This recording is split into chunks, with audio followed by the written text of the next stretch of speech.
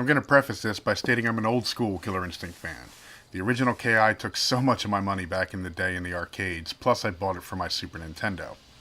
With that, I was skeptical of the new KI after I first saw it, and in some ways I still am. But after playing the game, I can definitely say it is massively fun, so my skepticism has more to do with the business model being presented than how it plays. I guess I'll start by jumping into the gameplay. In short, fast, smooth, and super responsive. As a note, all of the controllers were plugged into the system, so I do not know if this has any effect on the responsiveness of KI. Getting into the combo system is fairly easy once one knows how to at least do the basics. It's more the timing that needs to be worked on to effectively use linkers and enders to extend the combos and to get the most damage from them.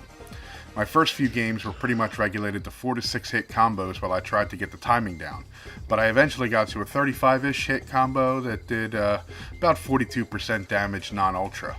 Unfortunately, it wasn't caught on film. The biggest issue really was trying to use the controller over a fight stick. Obviously, the controller only has 4 face buttons, so in a fighting game with 6 attack buttons, some have to be mapped to the bumpers and the triggers. I've never been a fan of that since way back playing Street Fighter II on my Super Nintendo and having a punch and a kick mapped to each of the shoulder buttons on that controller. It just doesn't feel natural to use those buttons in a fighting game. It also hindered my ability to do ultra combos on my first few games because I didn't realize that I could have one button mapped to be all 3 punch buttons and another to be all 3 kicks, and all the ultras relied on hitting all 3 punches at once. It also affected instinct mode use, since the right bumper and right trigger had to be hit at the same time to activate it, and I suppose with the analog trigger it didn't always go off when people wanted, or conversely it would go off on accident if somebody's finger slipped and hit the trigger and the bigger bumper at the same time. This also meant a lot of combo breakers happening, since most people, myself included, would use only the 4 face buttons for all of their combos, so it became very easy to tell when to break. The D-pad, while better than the Xbox 360, still caused a lot of jumping when not intending to do so. With the Mad Catz fight stick coming out for it, however, I think the game should play beautifully. The graphics are astoundingly beautiful overall. Characters have an absolute ton of detail in them, most of which you can't tell by watching YouTube videos of the game, even if they're streamed directly from the console. Little things like Galasius' gill-like neck moving as he breathes or Saberwolf's hair moving just need to be seen on a nice 40+ inch TV to be noticed. The game runs at a constant 60 frames per second, and that speed really shows. Everything moves like butter. I can't really comment on the sound for 2 reasons. The first being that all the televisions used had their volume set extremely low, and the second being the blaring music being DJ'd in the event space. However, there was an impromptu mini-tournament held in which I did make it to the second round. Overall, the game was extremely fun to play and brought back a lot of memories. Jago played more or less like he used to and was the most popular character to be used. In fact, everyone in the mini-tournament used him. So I can safely say I'm looking forward to the release of Killer Instinct on the Xbox One's launch day. I still have some issues with what comes with the initial game for the prices asked, but I can see myself spending a lot of time playing it.